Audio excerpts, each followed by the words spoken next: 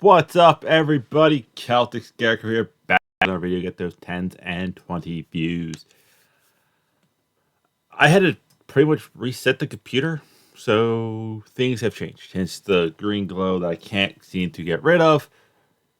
Why I feel like I'm bigger on my screen, and why the reaction thing is a lot bigger.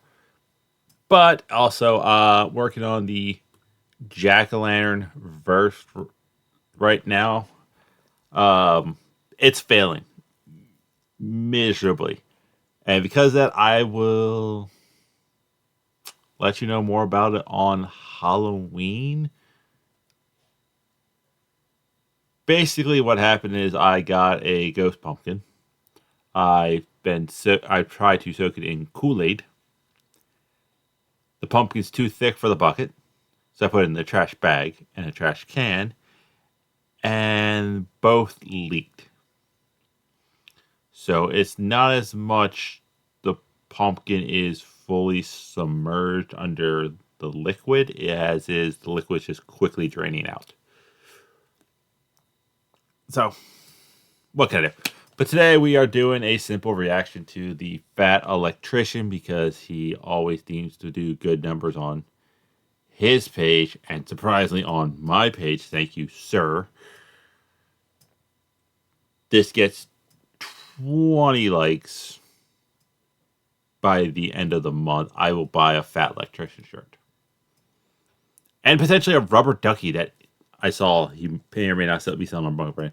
Today, this is the infamous Eager Beaver and custom B17 bombers order 666. Let's get to it. Yeah, I made the thing a lot bigger and whatnot, so let's get to it. I may ask my buddy, who is a really good artist, to draw me a new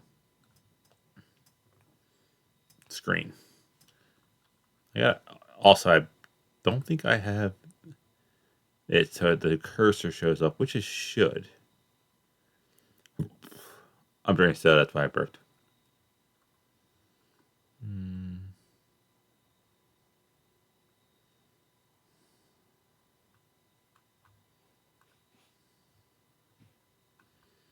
It doesn't see. Find it later. But let's get to it.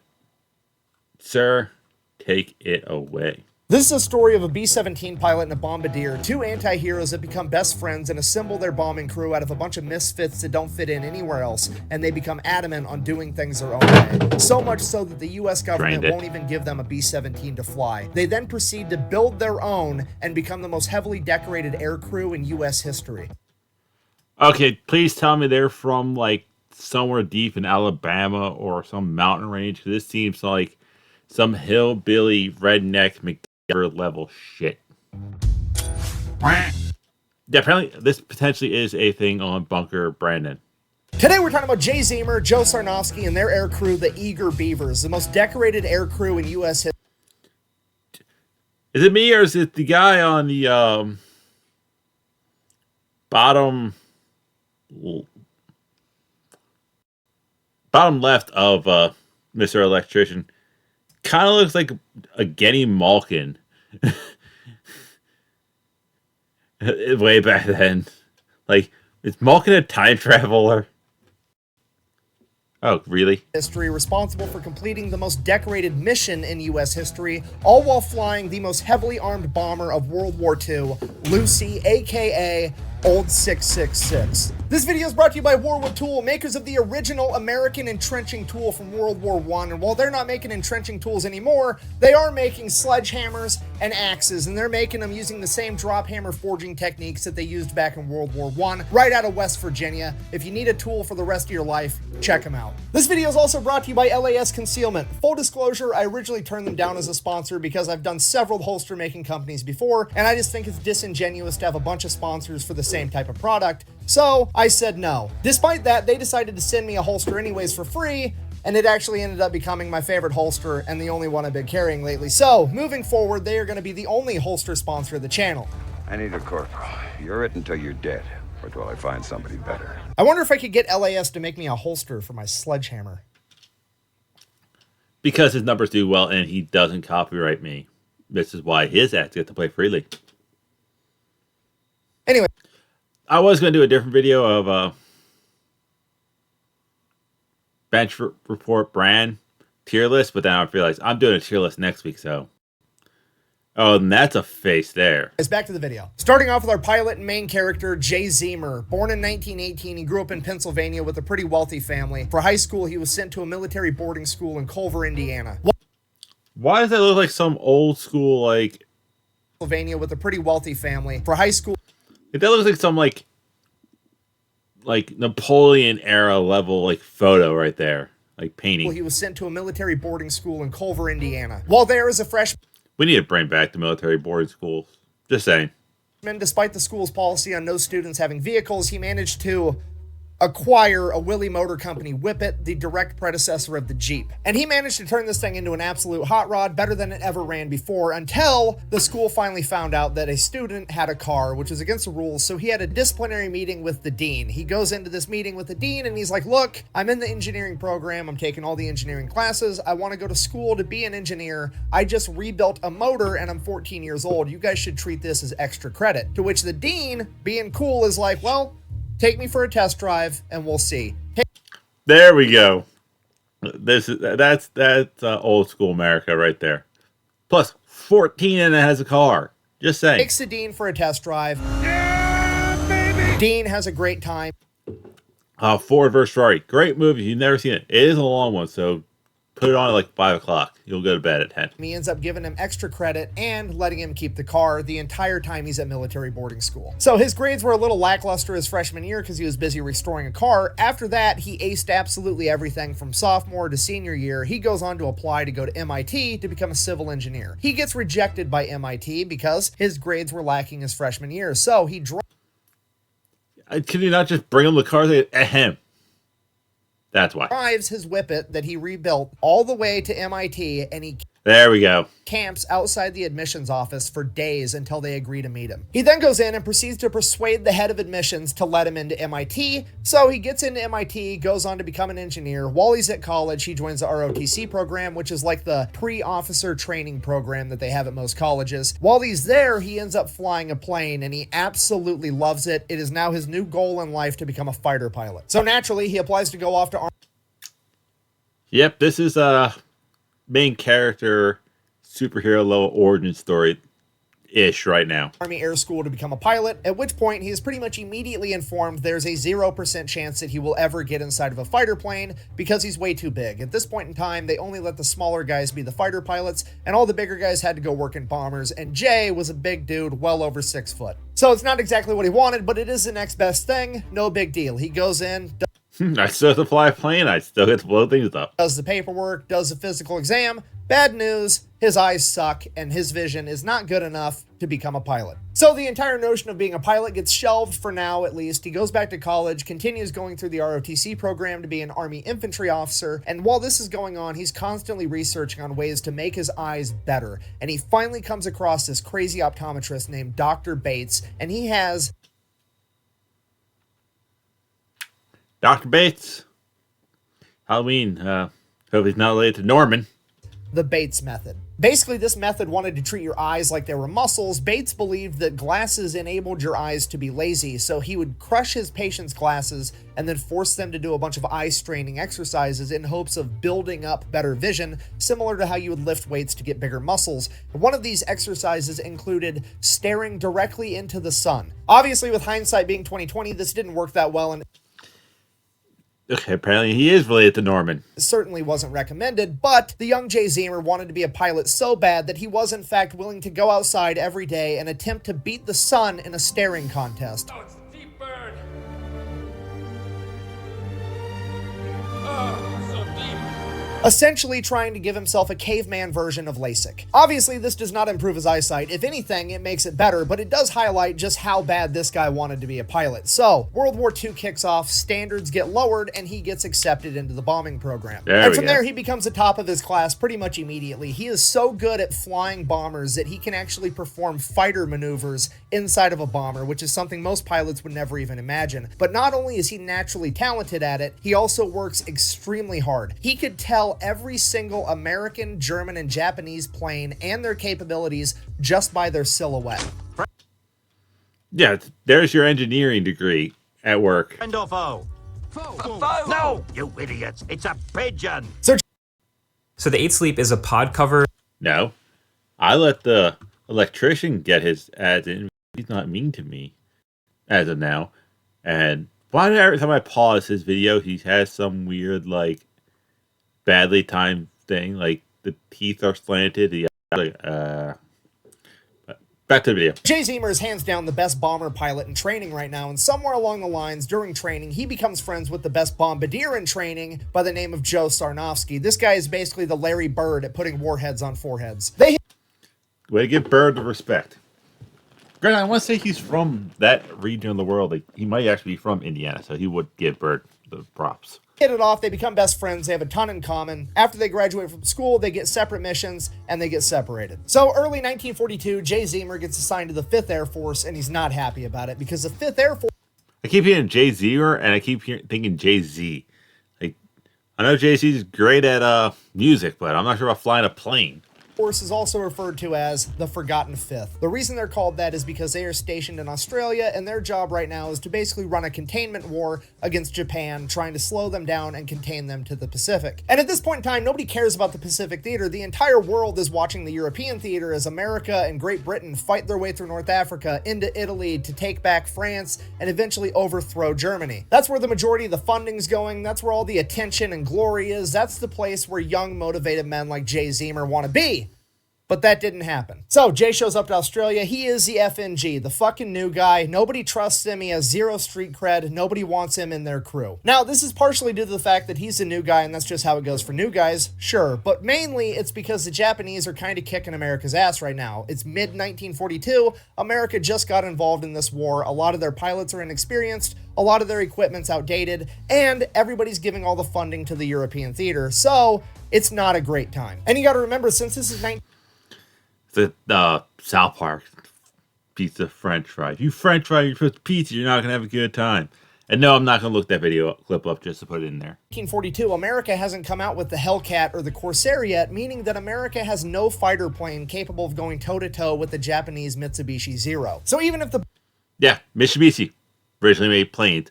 A lot of top car companies were on the Axis side.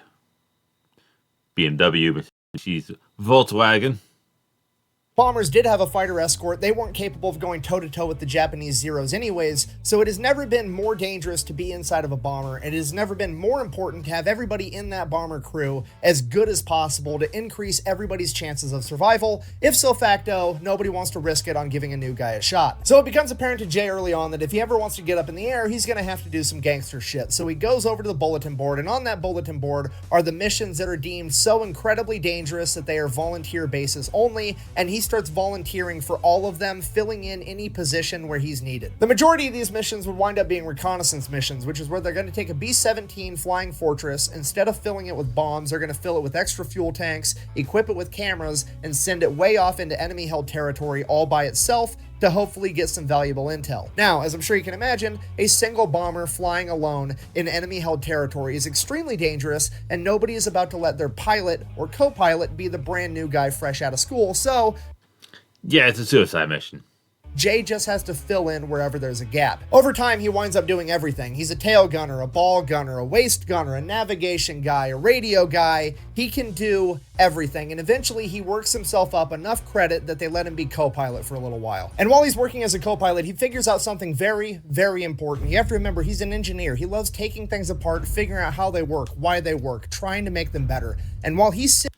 You know, this is still all, like, prequel stuff. Like, this has, like, been, like, 8 minutes. Oh, crap, this is a long one. Wow. was like, yeah, this is like the whole East Blue saga of One Piece. This is like starting to do like the Alabaster stuff, which is still not like meat and bones of the show. Oh, Sitting in the co-pilot seat, he figures out how the Japanese Zeros are tackling the B-17s. You have to remember, this is 1942. The B-17s that they are flying are the B-17Bs. They are the first generation of mass-produced B-17s ever, and they have one fatal flaw, and the Japanese figured out how to exploit it. You see, the B-17s have a ton of machine guns all over them to defend themselves. They have a tail gunner, a ball gunner, a waist gunner on each side, and a turret on top. The problem is, none of those can shoot in front of the plane. The only thing the front of the plane has is two 30 caliber flex guns, which you can kind of see right here, which might as well be nothing at all when it comes to shooting down an actual plane. Later generations of the B-17 would end up getting more firepower and turrets on the front to help alleviate this issue, but at this point in time, they didn't have that, so the Japanese Zeros would approach from behind, well out of range of the machine guns, pass the B-17 altogether, and then go and do a U-turn and approach the B-17 head on and shoot it down, where the B-17 had no way to defend itself. And during his time as a co-pilot, Jay Zemer caught on to this and developed a plan. Fast forward, Jay Zemer on his first mission, he finally got enough street cred, and there was finally a mission dangerous enough that they were going to let him be the pilot. Sure enough, a Japanese Zero shows up, does the exact same thing, passes outside the range of the guns, does a big U-turn, comes back to confront Jay's B-17 head on. As soon as the Zero gets within range, Jay takes his B-17, turns it up on a wingtip, and banks, exposing the belly of the B-17 to the Zero, forcing the Zero to go the exact opposite direction and down, putting it directly in the firing lines of both the belly gunner and the tail gunner, shooting down the Zero. And that is just one of multiple combat maneuvers that Jay has engineered inside of his head, pushing the B-17 airframe to its absolute limit. Fast forward into the mission, he lands the plane, no problem. The entire crew gets out and swears that they are never getting on a plane with Jay Zemer flying it ever again. And that becomes... Oh, you did not insert the... it's like A-team level stuff where it's like, who is this guy? Becomes a new norm for a couple months. Jay went from the new guy that nobody trusted to fly to now he's so good, he's crazy, and we're scared to fly with him. That was until a bunch of new reinforcements showed up on the island, and among them was none other than his best friend, Joe Sarnofsky. So Jay and Joe start volunteering to go on a bunch of dangerous missions together. Same thing happens every time they fly on a mission. Pretty much everybody else on the plane refuses to ever go on a mission with those two ever again because they're absolutely crazy. But every once in a while, Crazy white boy beats crazy white boy equals either really good things or really terrible things. While they find somebody just crazy enough to keep flying with them, and over the course of a couple months, they build up an entire air crew that starts volunteering together on every dangerous mission available, earning them the nickname the Eager Beavers. Making up the team, we have Bud Thule, apparently the only man smart enough to be a navigator and crazy enough to fly with these guys. And then, of course, we have Jay Zemer as the pilot, Joe Sarnofsky as the bombardier, and from there it just gets completely out of hand because after that we have the radio expert,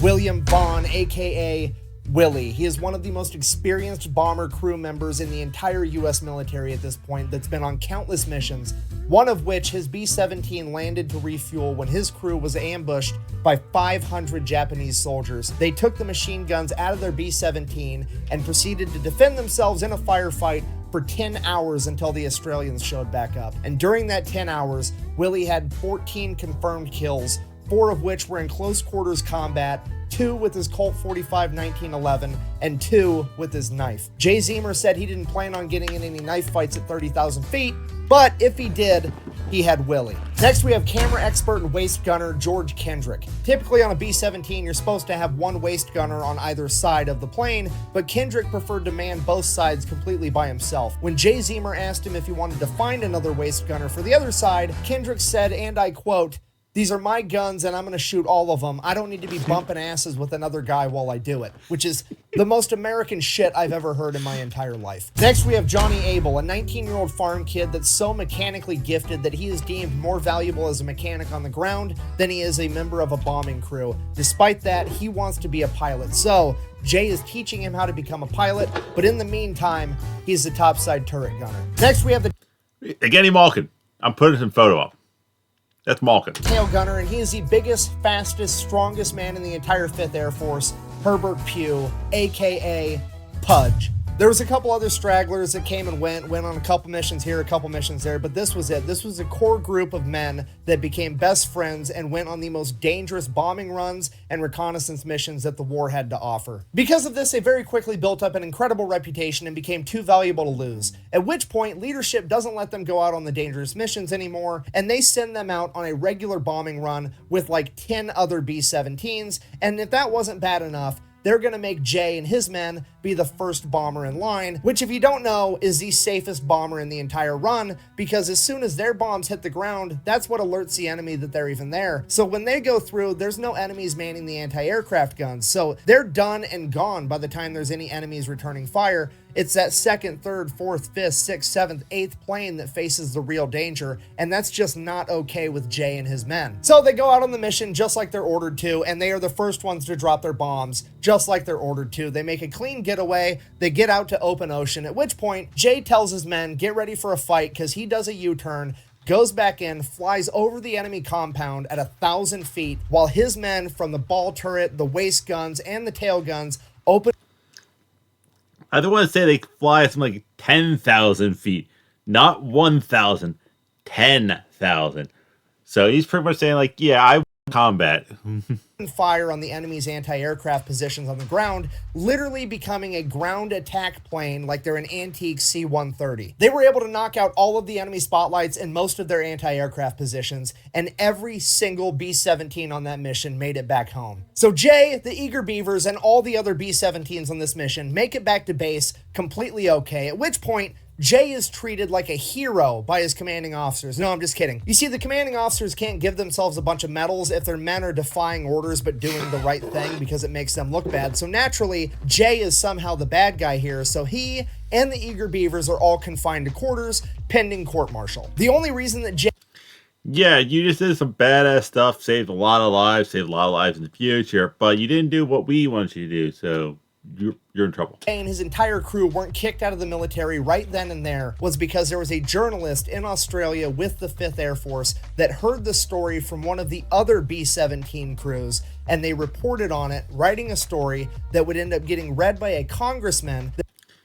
Oh, and journalism was actually good. That wanted it investigated, and he demanded and ordered that chain of command to give Jay, Joe, and all of his men on that air crew a silver star. So at that point, Jay and all of his men get a silver star. Leadership just kind of has to drop the issue, but also, fuck these guys. We're not going to give them easy missions anymore. We're only going to give them the hardest missions we have, and if they die, they die. We don't really care anymore because they made us look bad. Which is exactly what Jay and his men wanted all along. Yeah, I'm about to say, they kind of like, we were signed up for the hard shit. You took us off because you realized we're good.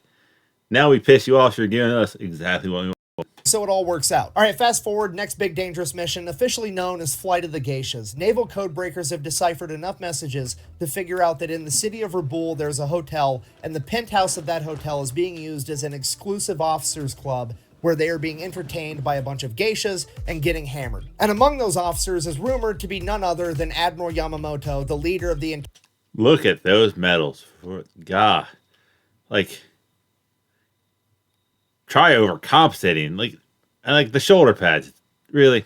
Entire Japanese Navy. Their mission is to fly in with a single B-17 under the cover of night, bomb that hotel, take out all the high-ranking officers, and make a clean getaway. So Jay and the crew get pulled in, they get briefed on the mission, no big deal, everybody's gonna go off to bed, they got a big day tomorrow. Everybody except for Joe Sarnofsky. He stays up all night long studying the map of the city of Rabaul. Nobody knows why, they just think he's overcautious. They go to bed. I'm like, hey, you gonna study? I'm studying the map. Why? I'm studying the map. Something might happen. I don't know, but I'll know everything.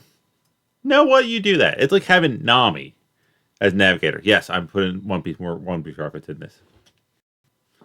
And Joe stays up. Fast forward the next day, they take off on their mission. Jay flies them all the way there, gets them real close to the hotel, at which point Jay can actually send the controls of the plane over to Joe Sarnofsky in the bomb bay, so Joe can control the plane and really line up the shot that he wants with this bomb. So Jay sends the controls over to Joe. Joe opens the bomb doors, and veers way off course. Miles and miles off course. Like 10 miles off course, Joe steers this plane, essentially blind, driving the plane just from what he can see outside of the bomb bay. And then, before anybody even knows what's happening, Joe just says, bombs away, drops the bombs on a seemingly random location, and sends the controls back over to Jay. Everyone is completely confused. Nobody knows what's going on. The bombs make impact, and there is a humongous explosion, way bigger than this 500-pound bomb could have ever done on its own. Joe had just hit a major ammunition depot for the entire Japanese Navy, and his single bomb set off a chain reaction, blowing up the entire facility. Come to find out, Joe Sarnofsky didn't feel right about killing innocent geisha girls, and he decided that he was going to find a target that was just as, if not more valuable than the officers club, and blow that. Those hoes don't deserve to die. They're just being hoes. It's what they're paid for. No war crimes on my watch. Up instead. So they make it back to base, tell leadership everything that happened, and leadership is absolutely furious that they decided to do their own thing instead. They interrogate the entire crew, but nobody is ratting on Joe Sarnofsky. Yeah, something, didn't you, Jerry? I did not say nothing, man. Why you always I did. What you say? I told him I was banging his wife. So as a punishment, they're ordered to do the mission again, and this time do it right. But that is... Hey, we know you guys just kind of said no to this mission, so we're gonna make you do it again. Is essentially a death sentence, because now they know that the Americans are bombing the city and they're going to be on high alert. So they're just going to do it anyways, and I think leadership was actually trying to get them killed, but it's not really going to work out that way. So Now, plot armor. They got all of them have plot armor. crew goes to bed early. Joe Sarnofsky stays up all night again, studying the map of the city of Raboul. And yet again, the same exact thing happens. Jay gets them all the way there completely undetected, sends the controls of the plane over to Joe. Joe opens the bomb bay, veers way off course, miles and miles off course, bombs a seemingly random location, and there is an even bigger explosion than the day before. It is an enormous explosion. Jay had just taken out a major fuel depot, again, for the entire Japanese Navy. They make their way back to base, at which point they are effectively grounded, and leadership will never give Hey, I did the same thing again. Bite me. them a B17 to fly again because they refuse to follow orders. And they are given absolutely no credit for single-handedly bombing major fuel and ammunition depots in the city of Raboul. All right, so leadership's being a bunch of dicks. They're not going to let Jay and the Eager Beavers fly any more of the good B17s, which sucks because at that point, there's really nothing that they can do unless they plan on building their own airplane, which... They have a guy who's an engineer who's figuring out the ship. They have the best tech guy and the best mechanic also on their crew and the best bombardier. I think they can do it. Which is exactly what they do. So Jay and the Beavers go out to the boneyard, and the boneyard is not just where planes go to die. They go there to be cannibalized for any good parts they may have left to keep all the other planes still running. And what they come across is what used to be a B-17. It has been stripped of every usable part and is covered in bullet holes, and there is no way that this thing is gonna fly. The only identifying characteristics of this plane at all was the faded word Lucy up on the front and the tail number 2666, which would later bring about its nickname, Old 666. So now they have a plane, they just need to fix it, a seemingly impossible task, but they have Jay Zemer, the engineer, and Johnny Abel, the 19-year-old mechanical prodigy, that set forward restoring this plane, while everybody... Yeah, you had a 14-year-old who rebuilt and made a hot rod, Tony Stark style, and a mechanic who's 19 and probably the best in the fleet. So yeah. else on the crew goes out and steals all the parts they need to do it. I mean, strategically transfers equipment to an alternate location. Thank you. Some of the equipment that the Eager Beavers managed to acquire included 4 new Cyclone engines, radio equipment, camera equipment, and 19 50 caliber machine guns. Right off the bat, we have a problem because right around the time that the Beavers start finding all of this amazing equipment, a bunch of other air crews seemingly have lost a bunch of their amazing equipment. So a bunch of them are going to go back and try to steal it off of Old 666, at which point the only logical solution is for the entire crew to start living on Old 666 while they restore it all day and all night and spread the word that the 50 caliber machine guns are loaded, and if that doesn't work, you get to fight Willie about it. At this point, leadership has completely lost control of the situation. Everybody's calling Jay Zemer and the Eager Beavers pirates, renegades. Everybody's looking at leadership to... Yeah, stop them. stop them, at which Haha. point leadership is kind of like, fuck, I think they might be talking to me too, and I don't want to fight Willie, so we're all just going to look the other way. Like we talked about earlier in the video, there's not much firepower at the front of a B17, so they take a 50 caliber machine gun, mount it right on the nose cone, and they line it up with the rivet line going down the center of the cab, and they rig it up so that there's a button inside the cockpit for Jay Zemer to hit to be able to fire the 50 caliber machine gun. So all he has to do is aim the rivet line at the enemy and fire. He calls it his Schnozzler gun. Then the other two 30 caliber guns on the front of the B17 are replaced with 50 cals. The navigator compartment usually had one 30 caliber machine gun. Now it's going to have dual 50s. Then the seat for the There's a great phrase in America. It was just it's overkill. It's reload and I need more firepower. This plane is 1000% that mentality. radio guy who typically never even had a gun, oh well, we're gonna cut a hole in the plane and give him two 50 caliber machine guns as well. Then we get to George Kendrick's area, the waist guns. Typically there's 150 caliber on each side. Double it! Now we're getting dual 50s on each side, and because that's not enough, we're also going to cut another hole in the bottom of the plane and give him dual 50s there as well. That way, when Jay banks up in front of the zero, not only can the ball turret gunner hit the zero, Kendrick is also going to be able to hit the zero as well. Then, in case any of the guns malfunction, they have three extra 50 caliber machine guns strapped down on the inside of the plane.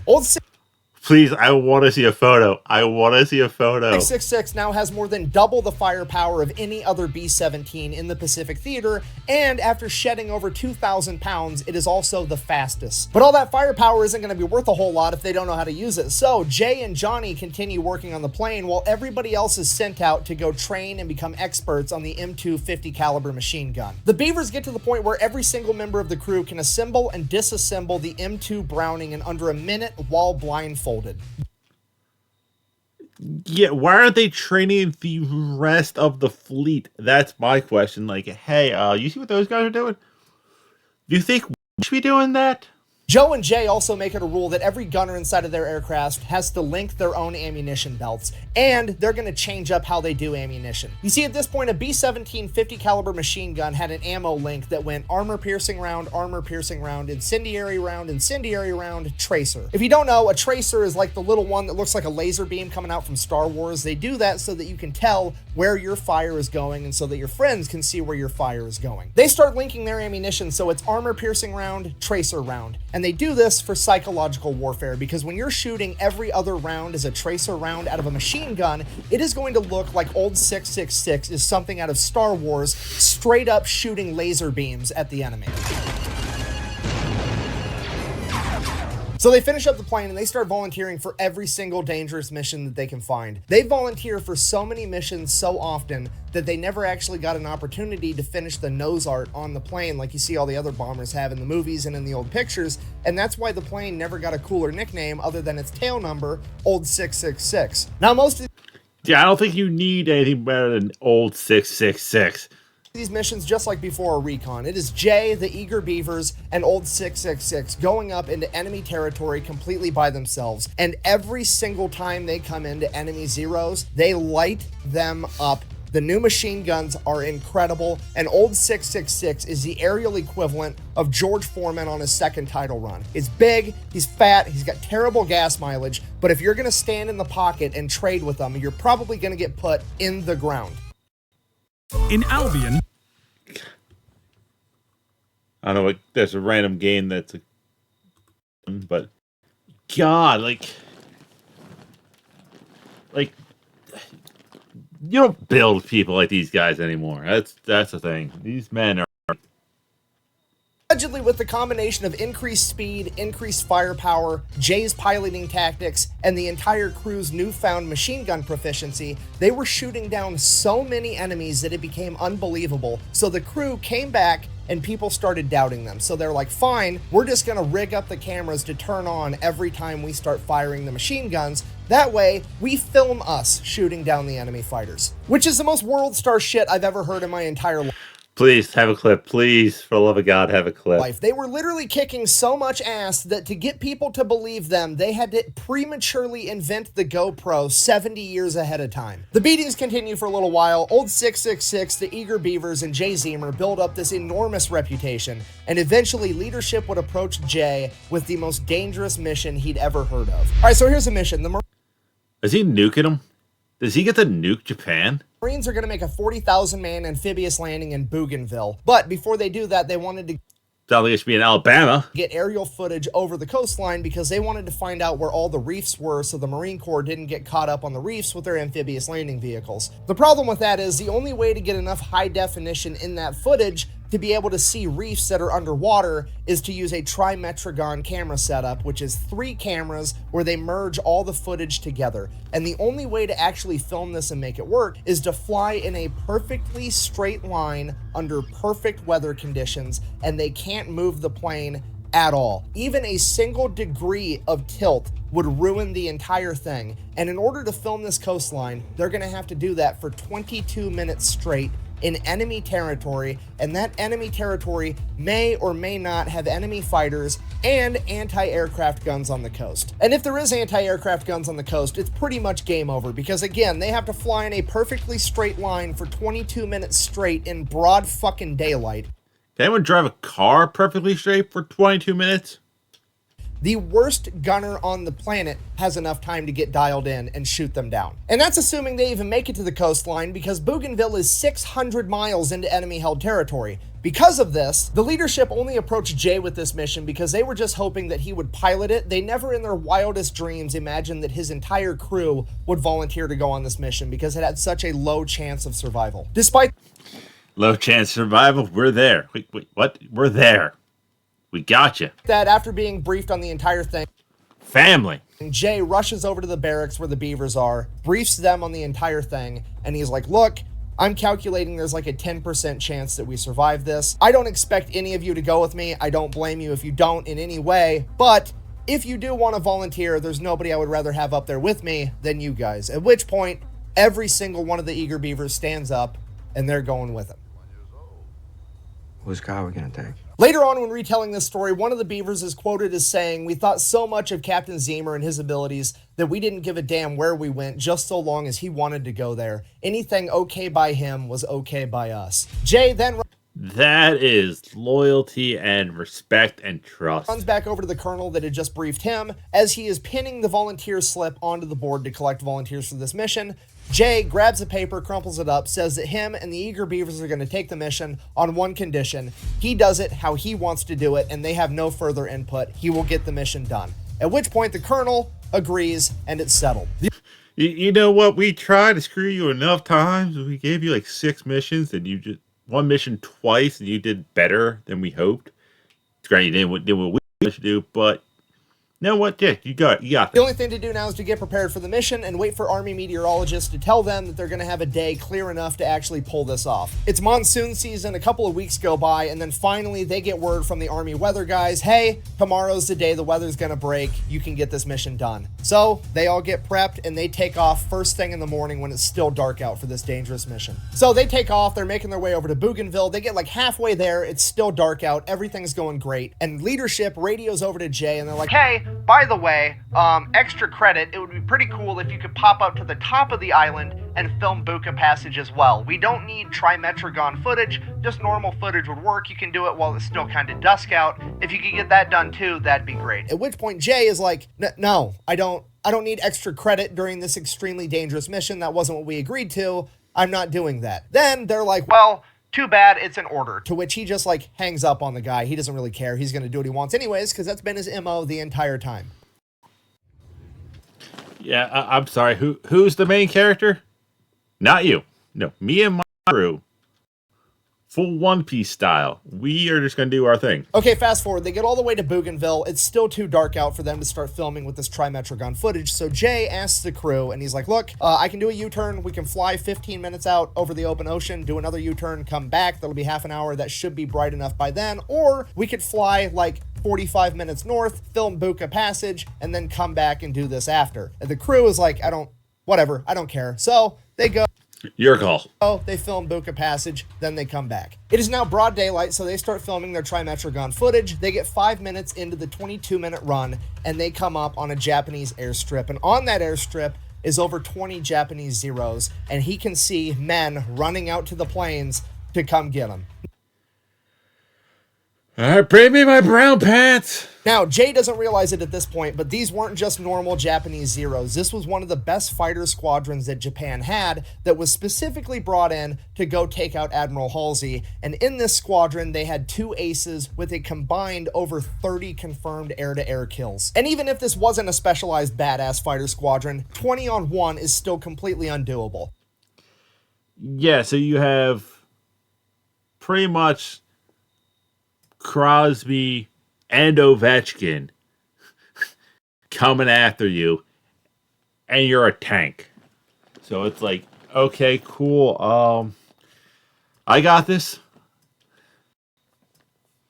And I got They'd gone up against 5, 6, 7 Zeros. They'd never gone up against 10, let alone 20 plus. It's at this moment that Jay has to make a decision because he knows that by the time all the Japanese Zeros get up in the sky, get in their formation, and actually attack him, he's going to have just enough time to finish this camera run. However, then he's going to have to fight his way out, which is probably a death sentence. Or he could cut and run right now, and he's almost guaranteed to be able to get away with a 20-minute head start. He's taken a second to weigh his options and really think about it, and he's just about ready to cut and run, and he looks down at the water and he can just see all these reefs just right below the water, and he just envisions 40,000 Marines and their amphibious landing vehicles hung up on these reefs getting cut down by enemy defenses and machine gun fire, and he decides that he's going to risk it to try to save these guys. And for the next 17 minutes, There's better be a medal of honor coming at these men. That's all I'm saying.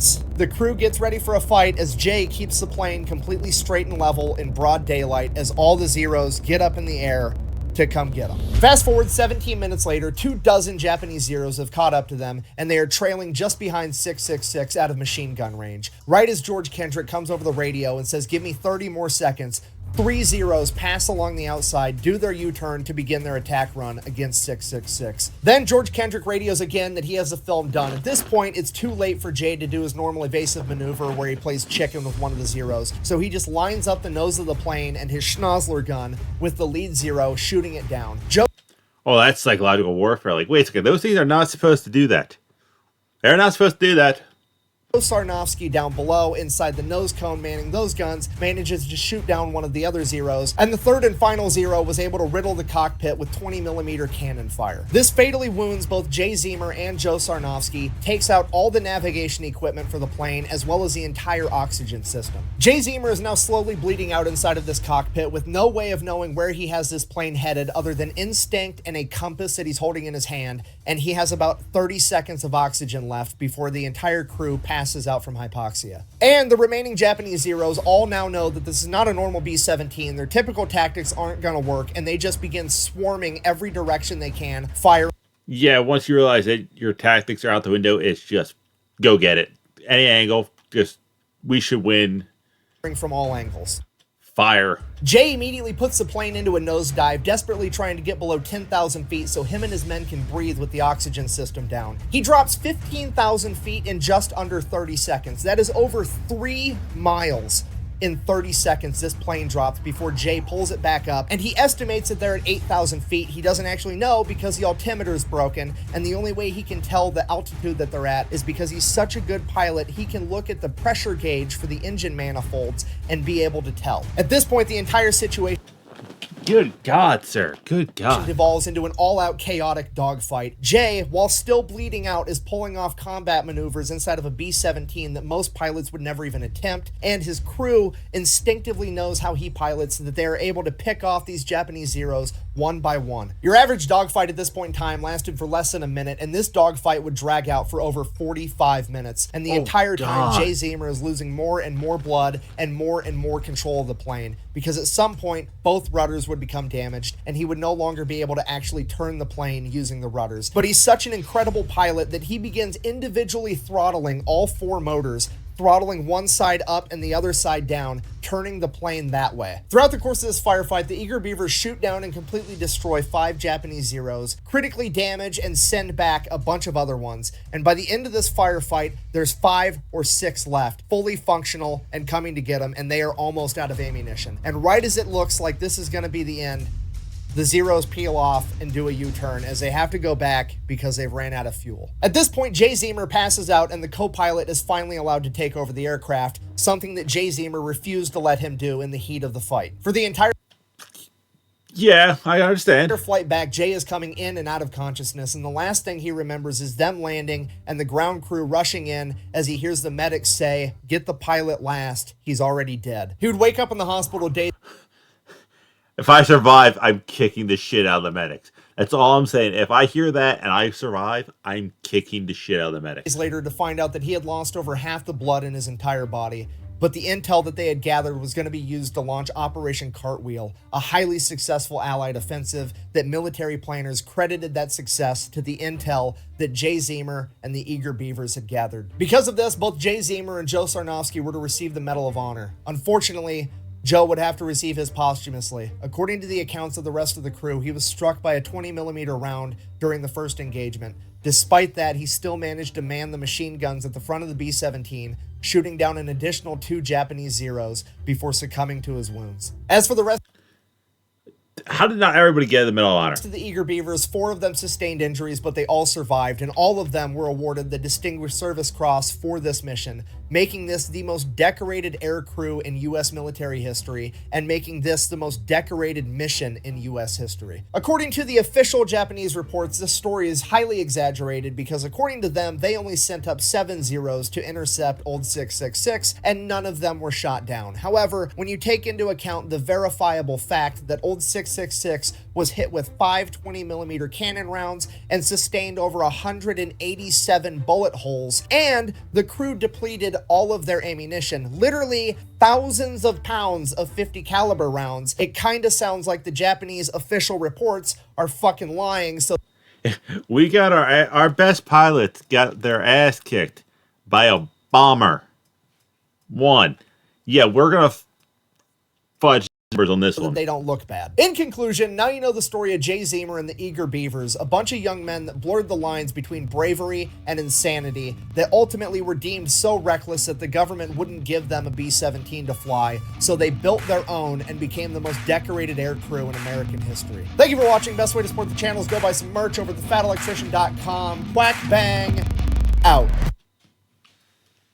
It sucks that that one guy didn't make it because it sounds like if he didn't make it, they would have came back all like a lot perfect fine. And like I said, if I'm the pilot, I'm finding the medic who said save the medic, grab the medic last because he's already dead. I'm beating the brakes off him. Like, I'm not surviving. You're not surviving.